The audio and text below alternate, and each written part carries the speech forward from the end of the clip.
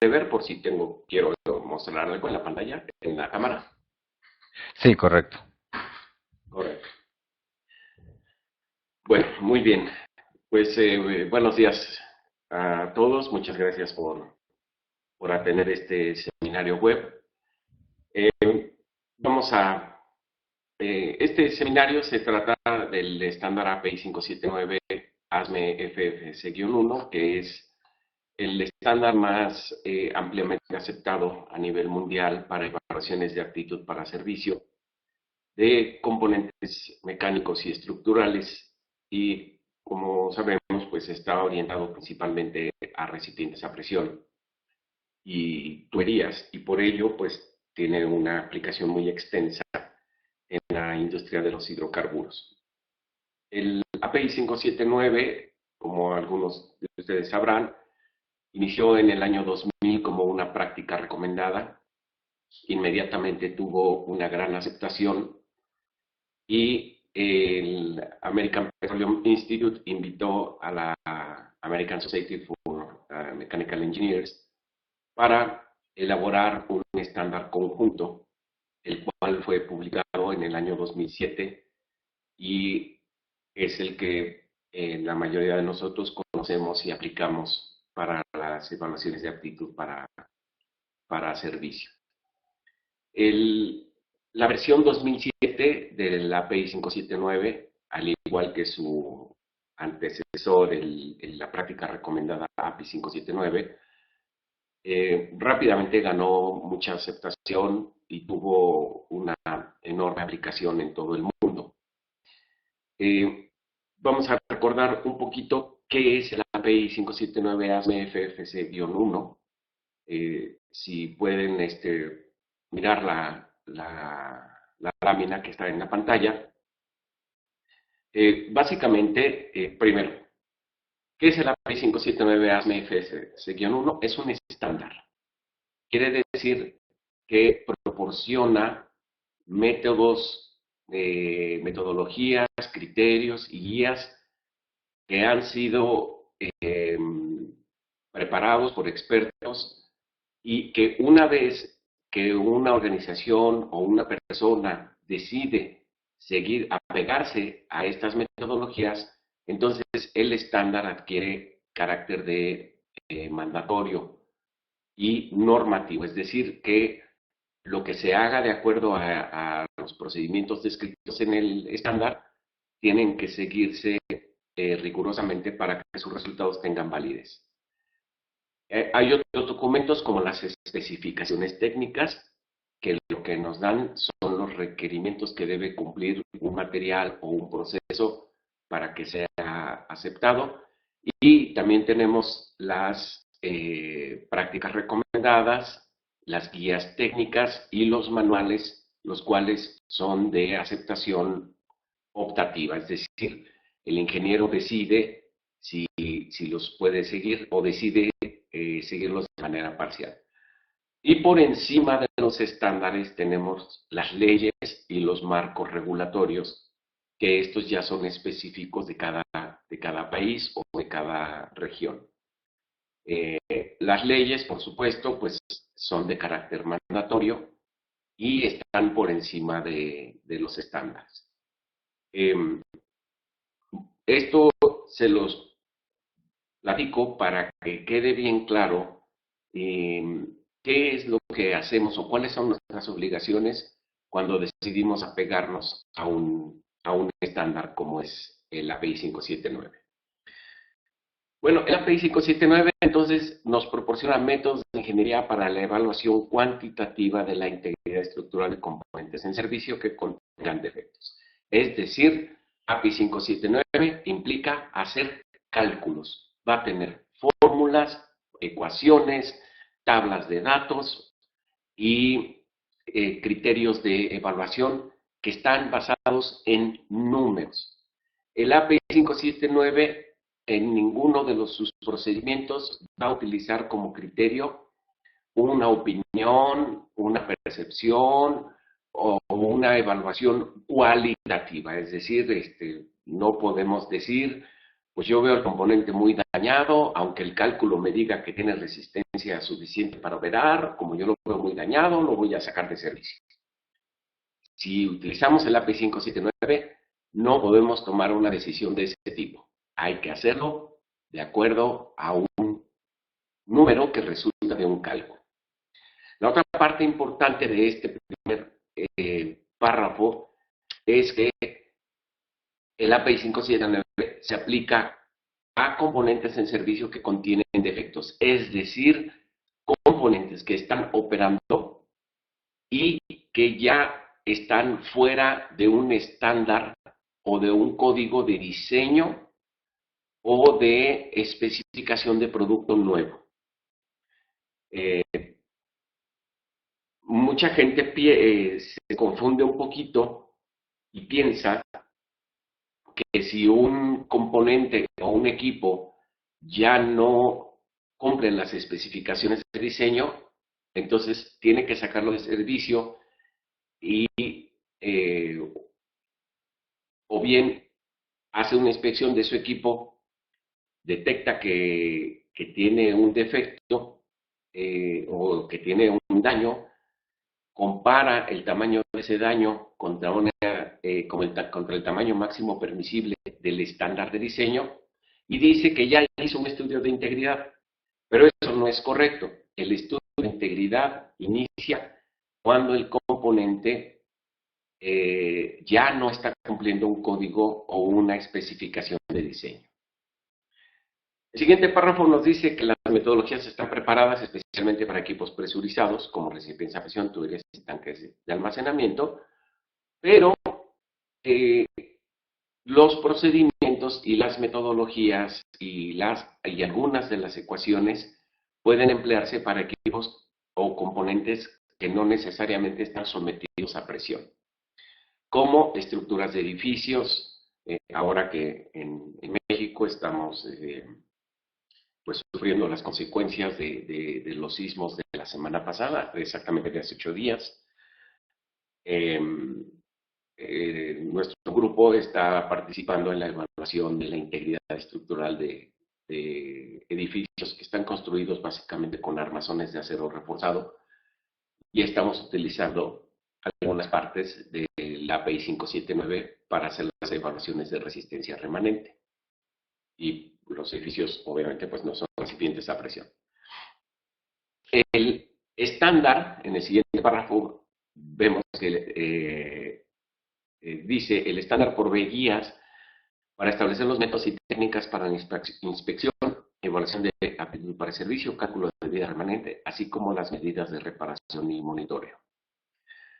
Cuando el API 579 inició, mucha gente, muchos ingenieros, pensaron que hacer evaluación de aptitud para servicio era simplemente determinar si un defecto encontrado en una inspección no destructiva cumplía o no cumplía con una especificación o hacían un cálculo de resistencia remanente y si la resistencia remanente estaba por debajo del nivel de esfuerzos aplicados, entonces se decidía rechazar el componente y reparar.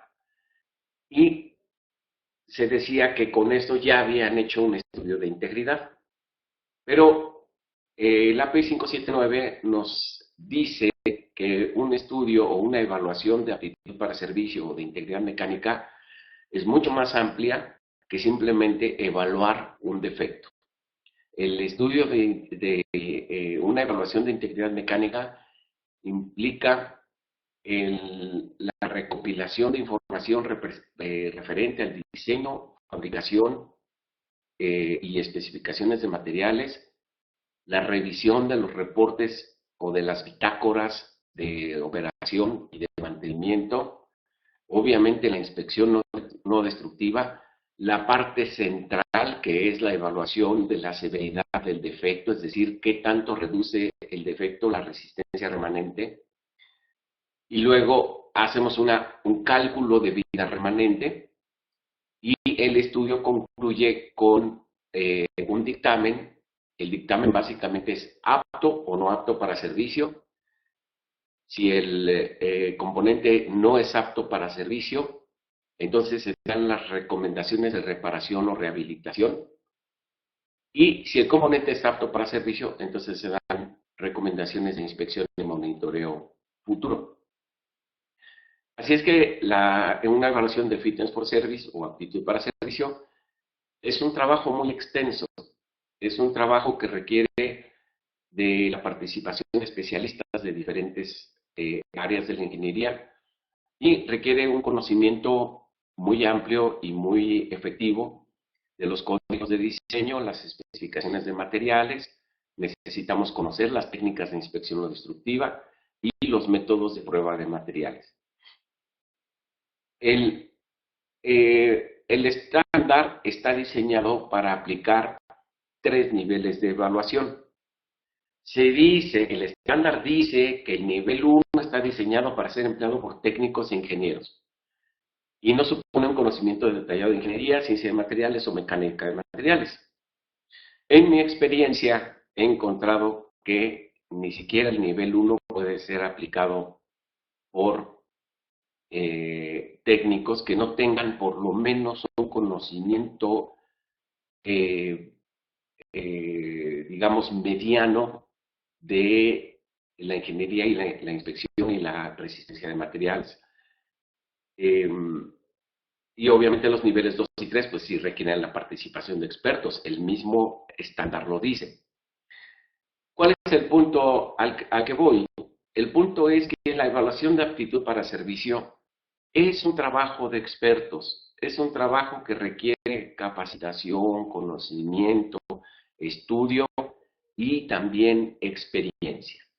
Si bien los niveles 1 se puede entrenar a la gente para poderlos aplicar de manera efectiva, es muy difícil, muy complicado que una persona que no haya tomado por lo menos un curso de este estándar, lo tome, lo lea, diga, yo quiero evaluar una pérdida de metal, entonces general, que es aparentemente la más sencilla, voy, leo la parte 4 del estándar,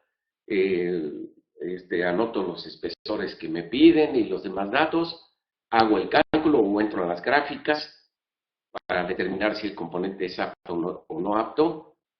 De verdad, es un trabajo que sería muy difícil hacerlo bien a la primera si no se tiene el antecedente, por lo menos, de un curso de introducción y capacitación al nivel 1. Los niveles 2 y sobre todo los niveles 3 son ya trabajo de expertos e incluso de equipos de expertos.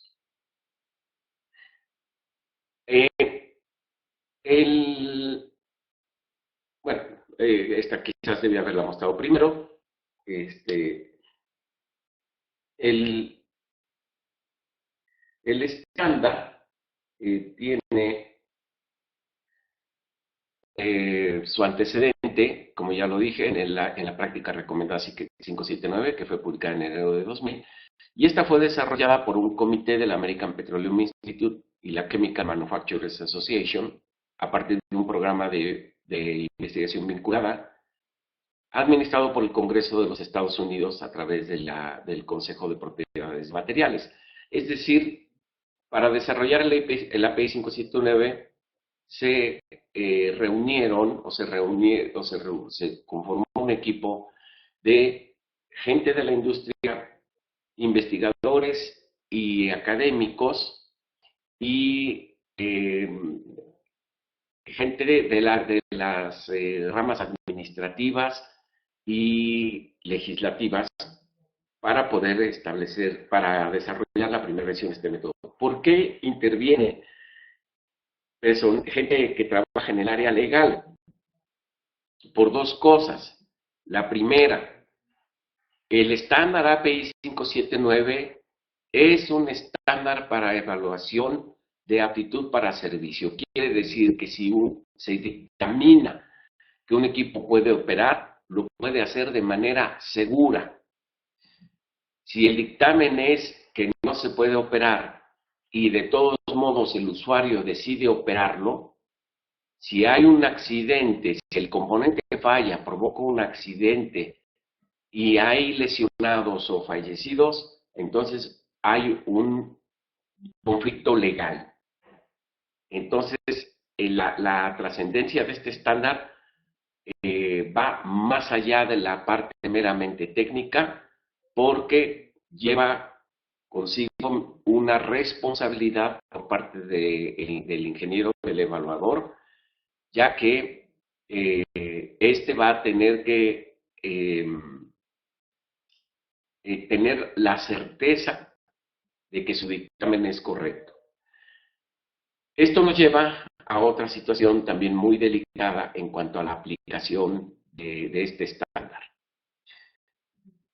Si se tiene una inseguridad o duda acerca del resultado de la evaluación, es muy común que el ingeniero evaluador de integridad decida rechazar, aun cuando sepa o haya evidencia real, físicamente real, de que el componente es apto para servicio. Vamos a pensar en un tanque de balance o en un tanque separador que tiene pérdidas de metal. Se hace la evaluación, se intenta hacer la evaluación por API 579. El ingeniero que está a cargo de la evaluación no tiene mucha experiencia o tiene dudas sobre algunos aspectos de, por ejemplo, qué ecuación utilizar o si la ecuación que utilizó hizo los cálculos correctamente. Y como no está completamente seguro de su dictamen, entonces decide dictaminarlo como rechazado y de alguna manera puede pensar que esto le da una mayor seguridad a su cliente. Pero eso no es así.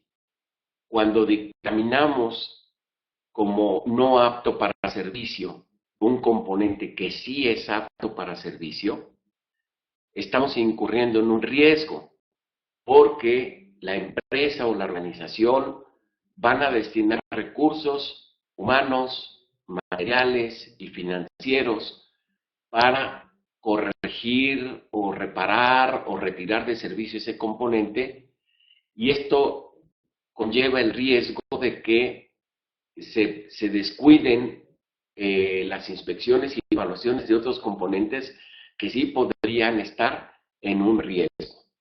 Ninguna empresa del mundo, ningún gobierno y ninguna organización tiene el dinero suficiente para reparar cualquier equipo que tenga el menor daño o reparar equipos o sustituir sus equipos simplemente porque tiene duda o tiene temor de que no haya hecho la evaluación correctamente.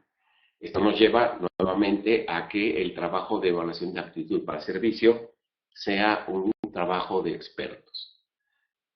Bueno, como todo estándar, tenemos las palabras shall y must, que significan DVD, o sea, son requerimientos esenciales y mandatorios.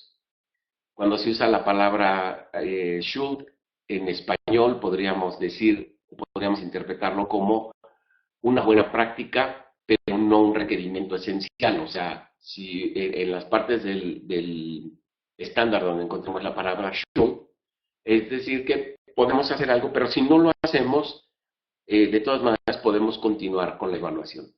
Y finalmente la palabra may, en español la podríamos traducir como podría, indica una recomendación opcional, es decir, podríamos hacerlo, pero si no lo hacemos no pasa nada. Y finalmente pues tenemos en esta parte lo que para mí es la nota más importante de la API 579, está en el prefacio, en el forward, y dice, lo puse aquí en un cuadrito rojo.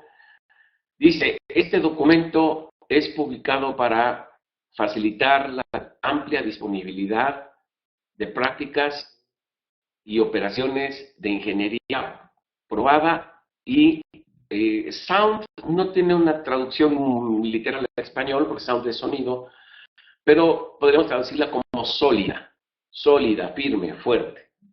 Es decir, que los procedimientos y las prácticas que vienen descritas en el estándar API 579 han sido demostradas y están basadas en un conocimiento científico y tecnológico muy sólido, es decir, probado y demostrado. Esto va a tener una importancia muy grande por lo que vamos a ver en la siguiente lámina. Pero por lo pronto vamos a continuar leyendo. Dice, este documento no pretende obviar la necesidad de aplicar un juicio sólido de ingeniería en referencia a cuándo y dónde el documento debe ser utilizado. ¿Qué dice este renglón? Nos dice que el API 579 no es una ley, no es un mandamiento, no es la única opción con la que contamos. El ingeniero debe tener los suficientes elementos para saber cuándo aplicar el estándar o cuándo no aplicarlo. O si está aplicando el estándar para una evaluación, cuándo se puede salir del estándar. Y finalmente dice que la formulación y publicación de este documento no pretende de ninguna manera inhibir a cualquiera de usar otras prácticas. Debe quedarles bien claro, si de pronto nos detenemos por cualquier razón en la aplicación de la API 579, puede ser que no tenemos datos suficientes, puede ser que la inspección no nos dio las dimensiones que pide el estándar, puede ser que desconozcamos alguna propiedad del material y muchas otras razones. El estándar dice que el ingeniero tiene la libertad de cambiar de estándar para hacer su evaluación. Por ejemplo, en la industria del transporte por ducto, es muy común que entremos a hacer evaluaciones de pérdida local de metal por el nivel 2 de API 579. Nos topamos con que requerimos un perfil de las profundidades del área de pérdida local de metal. Y resulta que no tenemos un perfilómetro, o no tenemos un escáner láser, o no tenemos un escáner ultrasónico que nos permita obtener la topografía de la zona o los niveles de profundidad de la zona de pérdida de metal. Entonces, lo que podemos hacer es pasarnos a otro estándar, que es el ASME B31G, y en su nivel 1 de evaluación únicamente requiere la longitud y la profundidad del área de pérdida local de metal, y continuamos la evaluación con ese estándar. Oh, ¿por qué se me acabó? Ya es que tengo que cambiar de... No, perdón, es que es la primera vez que uso estas cosas. No, me pasé. Ok. Entonces pasamos a la siguiente página. Bueno, ¿qué contiene el estándar API 579 en su versión de 2007? Bueno, está dividido en 13 partes. Aquí vale la pena decir por qué el API 579 tiene partes y no secciones o capítulos. Bueno, la razón es que cuando API y ASME se unieron para elaborar este estándar, ASME le dijo a API, oye, mis códigos de diseño, como el ASME sección 8, están divididos precisamente en secciones. Entonces, si de pronto hablamos de la sección 8 de API 579 y luego hablamos de la sección 8 del código ASME de recipientes a presión, podría generar algo, confusión, y por eso el comité de elaboración de este estándar decidió que en vez de llamarles capítulos, llamarles secciones, los capítulos de este estándar se iban a llamar partes. Esa es la razón por la cual se llama parte. Bueno, tenemos la parte 1, que es la introducción, en la que nos dice cuál es el objeto y el alcance del procedimiento, hace referencia a los requerimientos generales y la organización que deben tener las empresas para poder aplicar este código. Y después viene la parte 2, que hace una descripción general de los procedimientos de evaluación de aptitud para servicio. Es decir, describe la metodología, pero de una manera genérica, y describe algunos aspectos muy importantes, como son el uso de factores parciales de seguridad, describe cómo se realizan las evaluaciones de los defectos tipo grieta, y una parte muy importante de la parte 2 de este estándar es donde describe el uso de los análisis de sensibilidad. Los análisis de sensibilidad son muy importantes en las evaluaciones de aptitud para servicio, porque no siempre vamos a tener, digamos, datos muy precisos o escenarios muy constantes en el que, por ejemplo, sepamos que siempre vamos a tener la misma presión en un equipo, o podemos tener dudas sobre si el inspector realmente determinó la longitud del defecto que estamos evaluando. Entonces, el análisis de sensibilidad a lo que se refiere es a hacer introducir variaciones o intervalos de valores en las variables de entrada a las evaluaciones y analizar su efecto en las variables de salida. Por ejemplo, estoy evaluando una grieta, no estoy seguro del valor de la tenacidad a la fractura del material, entonces decido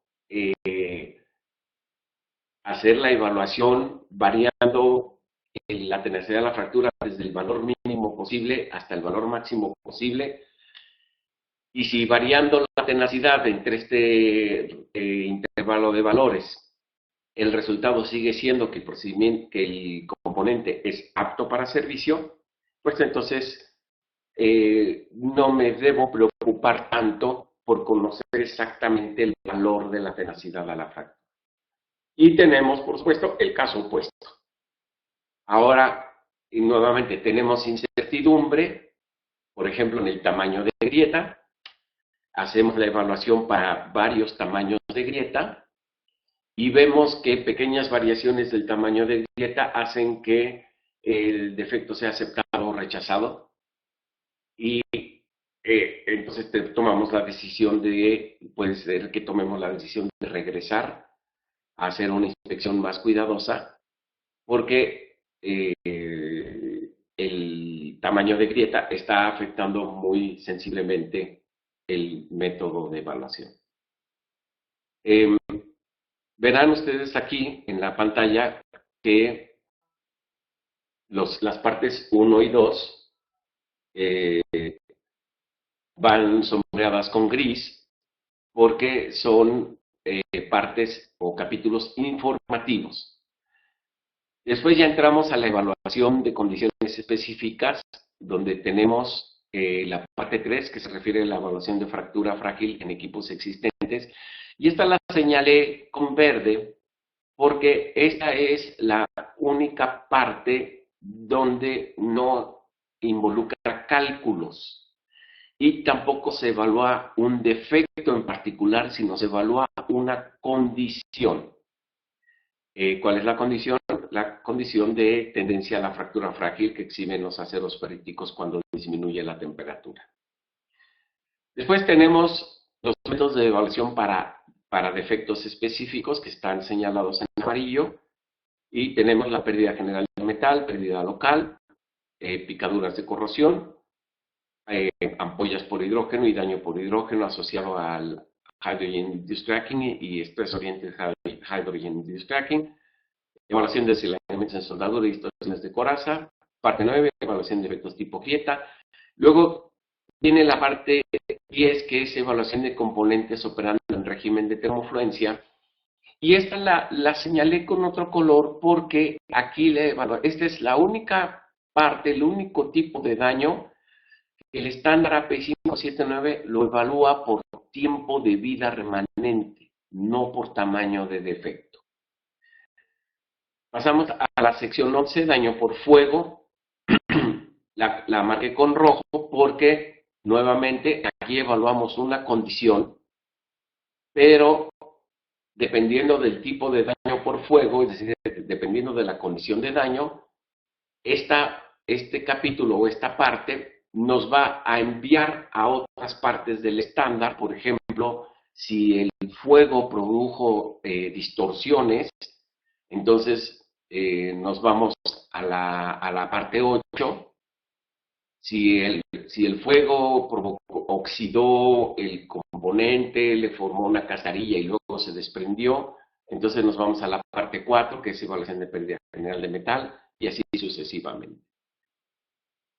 Los otros dos defectos que evalúa el estándar API 579 es la evaluación de abolladuras en tallas y sus combinaciones, y la versión 2007 termina en la evaluación de laminaciones.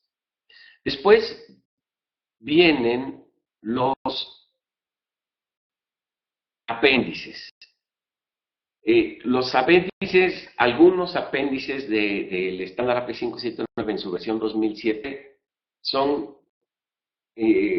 tienen un nivel de importancia casi igual al propio método de evaluación.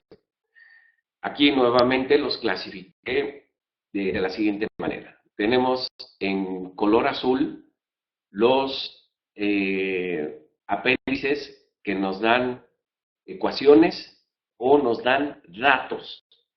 Así tenemos el apéndice A, que da ecuaciones para el espesor, el cálculo de la presión máxima por eficiencia de trabajo y esfuerzos para evaluaciones de aptitud para servicio. El apéndice C, que nos da soluciones del factor de intensidad de esfuerzos para evaluar defectos tipo grieta. Apéndice D, compendio de soluciones para esfuerzo de referencia para defectos tipo grieta, es decir, aplicable a la parte 9. Y el apéndice F, que es uno de mis favoritos, que nos da ya sea ecuaciones para estimar los valores de propiedades de materiales o tablas con datos de propiedades de los materiales en condiciones específicas de operación, básicamente condiciones específicas de temperatura. Luego tenemos los apéndices que están aquí sombreados en color gris, que básicamente son métodos. El B1, revisión de métodos para análisis de esfuerzos. El B2, recomendaciones para linealización de esfuerzos, que es un análisis que se hace para las evaluaciones de nivel 3. Bueno, y para algunas evaluaciones de nivel 2. Y el apéndice G, que describe los mecanismos de daño. Y finalmente tenemos los apéndices informativos referentes a esfuerzos residuales, cómo hacer el apéndice H se refiere a si ustedes, por ejemplo, quisieran proponer un nuevo reglamento, un nuevo procedimiento para hablar un tipo de defecto específico, este apéndice les dice cuáles deben ser las bases técnicas para la adopción de ese procedimiento y cómo se puede validar. El apéndice J no se usa actualmente y el K son áreas de abertura de grieta también para aplicables al apéndice 9.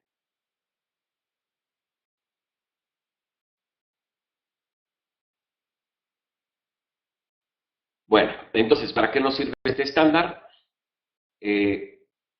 Básicamente nos ayuda a evitar prolongadas discusiones sobre la necesidad de reparar un equipo contra la posibilidad de retomar los servicios sin ninguna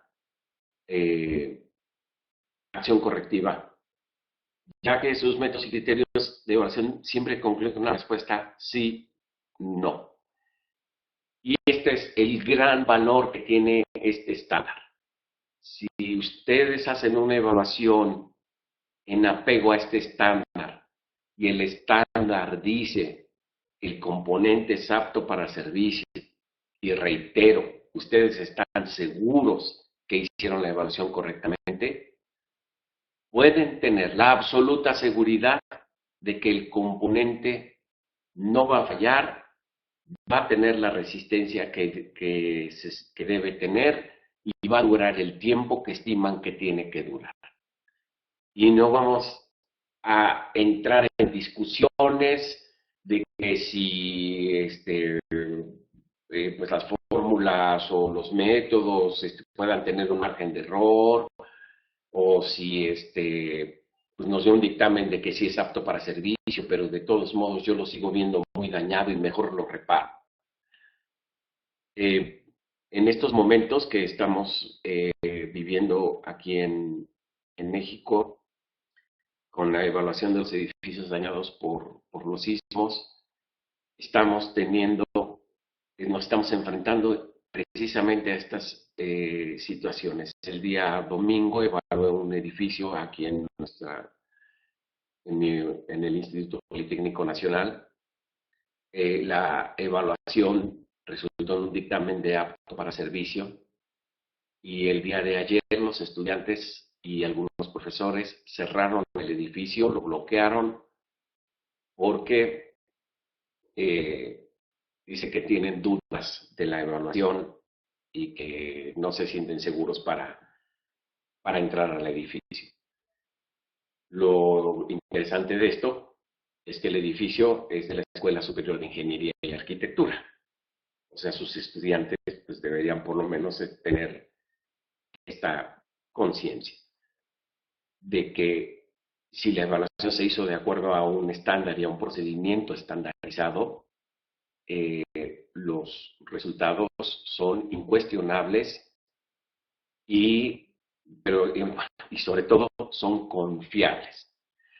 Esta parte también hace que el API 579 tienda a ser un poco o en algunos casos muy conservador.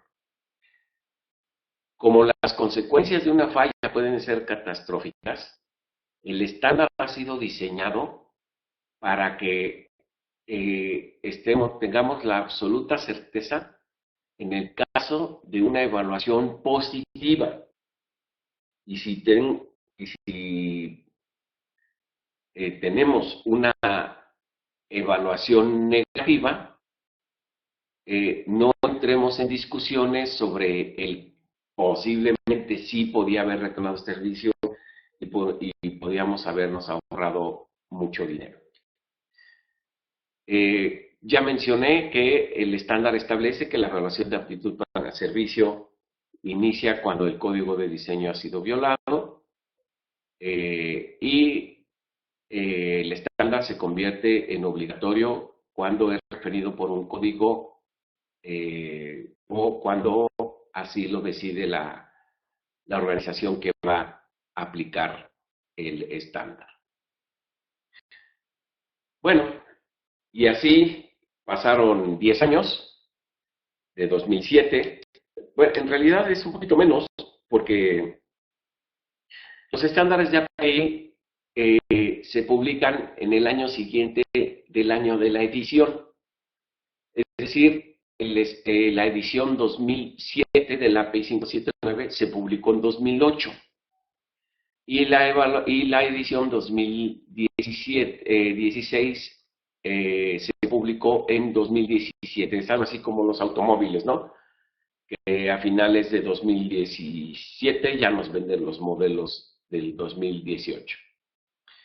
Bueno, hubo mucha especulación. Entonces, bueno, más o menos fueron 9 años entre la publicación de la versión 2007, que se publicó en 2008, y la versión 2016, que se publicó en 2017. Hubo mucha expectativa por parte de los especialistas y los técnicos en aptitud para servicio en qué de nuevo iba a traer la versión 2016. Se hablaba, por ejemplo, de que ya iba a traer algoritmos para evaluación de vida remanente de daño por hidrógeno, que, bueno, en Colombia no es un problema muy fuerte, pero en países que tenemos hidrocarburos amargos es un problema muy frecuente y muy fuerte de todos los días y que implica muchísimo dinero en gastos de mantenimiento.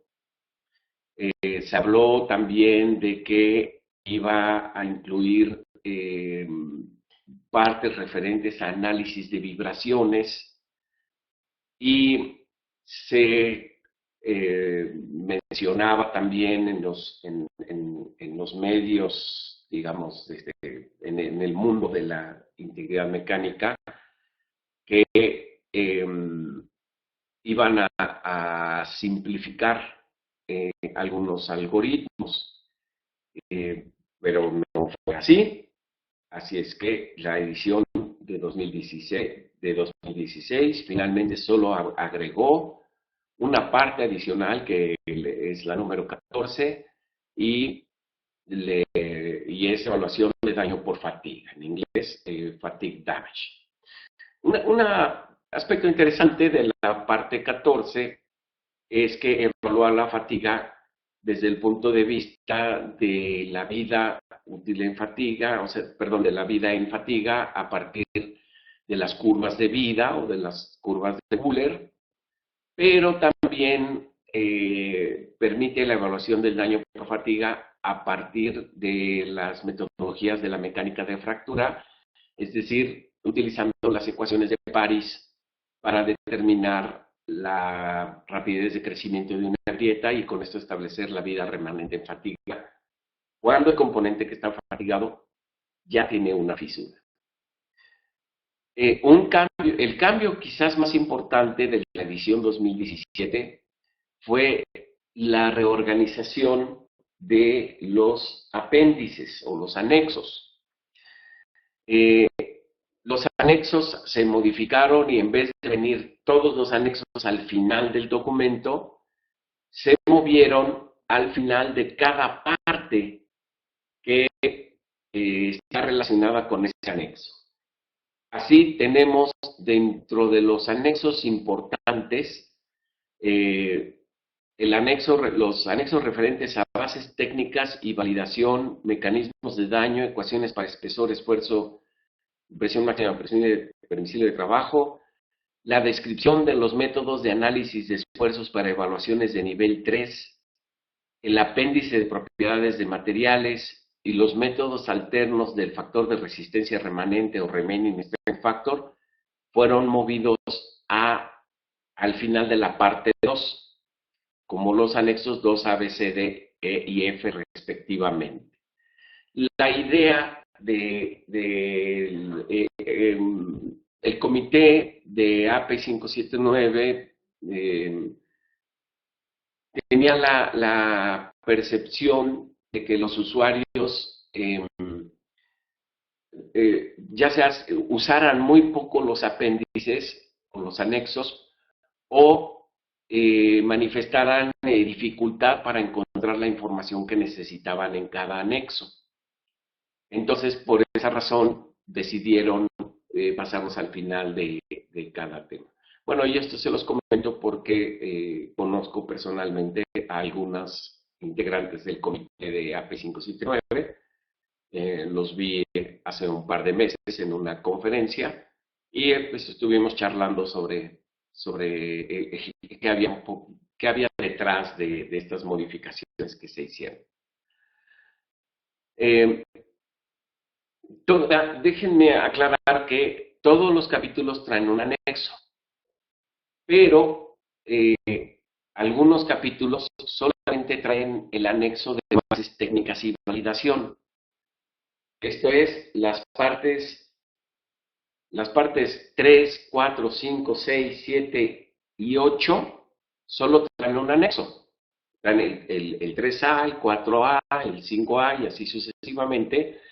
Y el anexo se refiere únicamente a las bases técnicas y validación.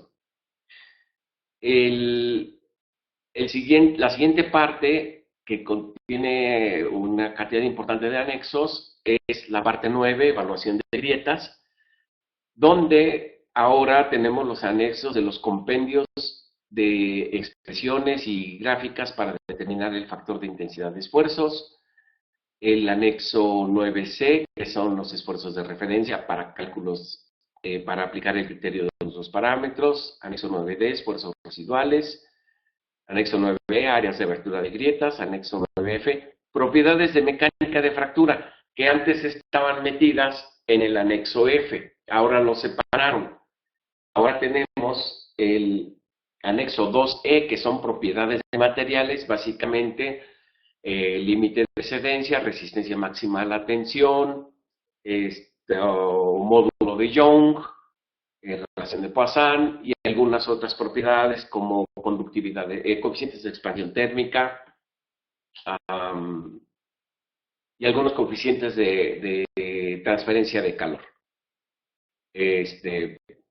Y las propiedades mecánicas relacionadas con la fractura, que son básicamente la tenacidad de la fractura, el famoso K1C, la energía de impacto Charpy, los valores críticos de integral J y de CTOD, así como las expresiones para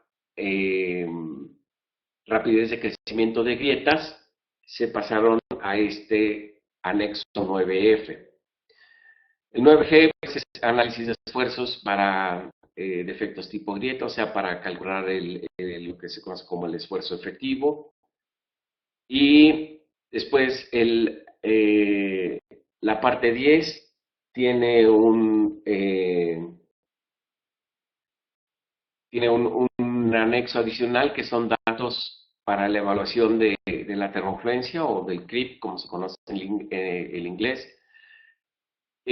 La parte 11, que es daño por fuego, agregó un apéndice, un anexo, perdón, muy importante y que hacía mucha falta, que es una descripción de cómo desarrollar el análisis metalúrgico de un componente que fue afectado por fuego.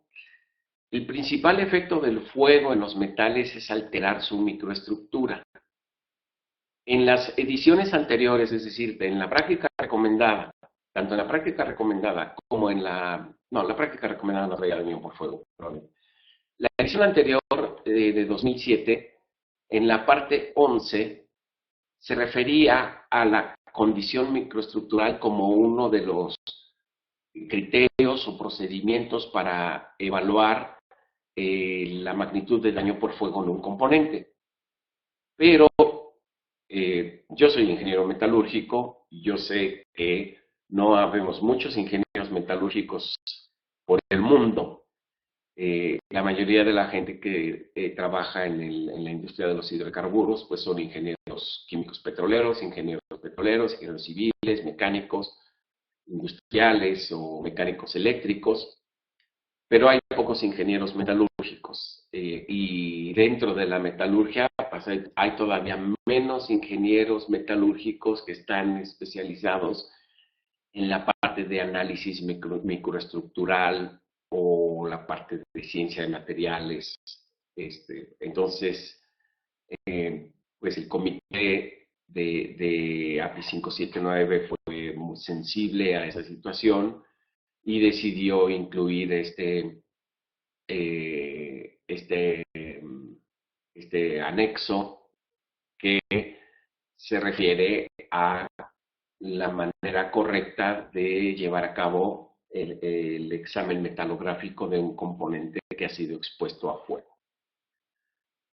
El nuevo el capítulo, la nueva parte de evaluación de fatiga trae, aparte de su anexo 14A, que es validación y bases técnicas y validación, trae dos anexos. Uno que está un catálogo bastante completo, muy bien documentado, de las propiedades de fatiga de los materiales más comúnmente usados en la fabricación de equipos para la industria petrolera. Principalmente vamos a encontrar muchos aceros al carbono y aceros de baja aleación, pero también trae propiedades de fatiga de aceros de alta lesión e incluso de superalesiones que se utilizan en la parte de refinación. Y el anexo 14C, que en mi opinión en realidad deberían ser dos anexos, porque la corrección por plasticidad y el control de ciclos no tienen mucho que ver, pero quiero pensar que se les acabó el tiempo y decidieron dejarlo así como un solo anexo, o no lo sé, aquí la verdad no sé qué pasó, pero bueno, las correcciones por plasticidad son ajustes que se hacen a las ecuaciones de vida en fatiga cuando el componente ya alcanzó un estado de deformación plástica, pero sigue sufriendo deformación cíclica. Entonces hay que hacer una modificación a la ecuación de vida remanente, que es la que se conoce como corrección por plasticidad. Y el conteo de ciclos, que por cierto venía en el apéndice, en uno de los apéndices anteriores, me parece que en el, por aquí, no lo recuerdo exactamente, creo que venía, no recuerdo si en el anexo A o en el F, pero resulta que la mayoría de los componentes, bueno, no la mayoría, pero sí muchos componentes que están sometidos a fatiga no están sometidos a ciclos de carga homogéneos o regulares, sino que tienen variaciones. Entonces, para evaluar la vida remanente de estos componentes, hay técnicas para agrupar los, los, los patrones de ciclos de carga de diferentes amplitudes o de diferentes frecuencias en grupos y de esta manera poder hacer el análisis de fatiga, ya que la mayoría de, bueno, no la mayoría, todas las ecuaciones de fatiga están basadas en una amplitud constante de los ciclos de carga.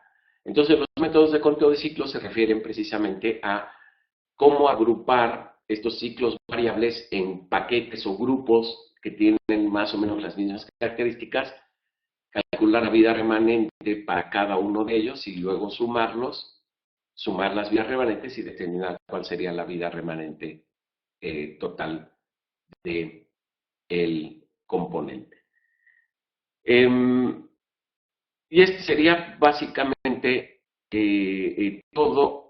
No he terminado de hacer una revisión a detalle de qué ecuaciones cambiaron o qué métodos de evaluación. Pero en un vistazo rápido lo que hemos encontrado es casi todos los algoritmos de evaluación son iguales. Observé que hicieron algunas pequeñas modificaciones en los algoritmos de evaluación de picaduras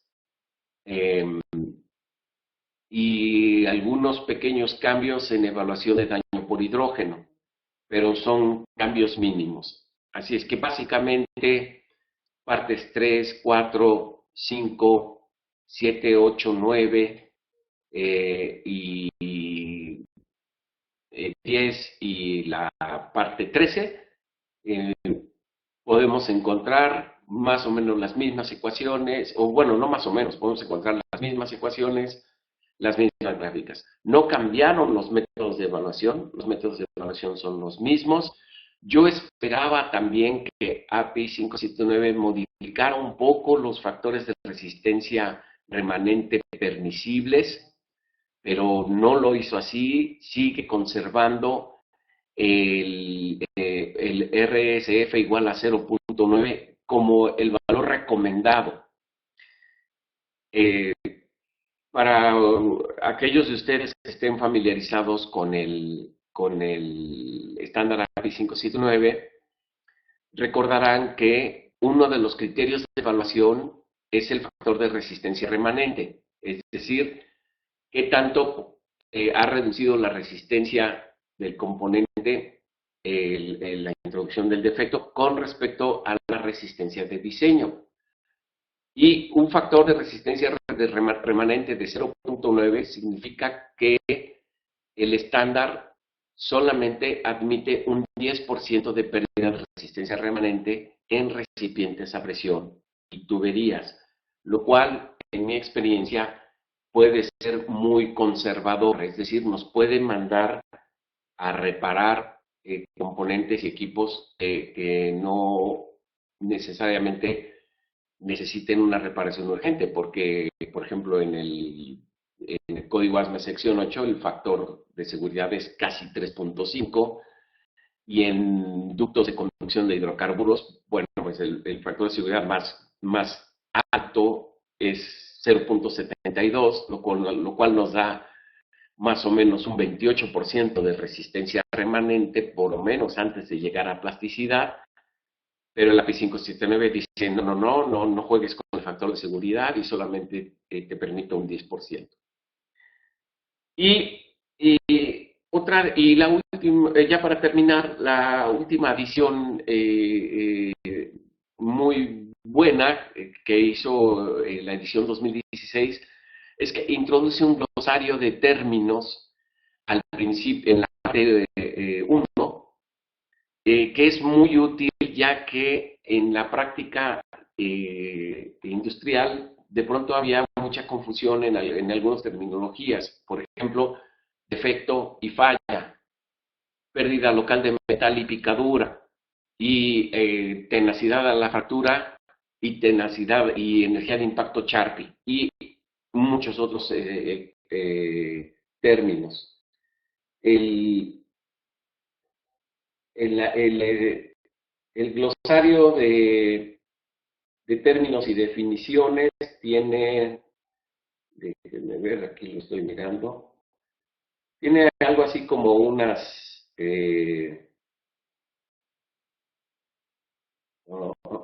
estamos,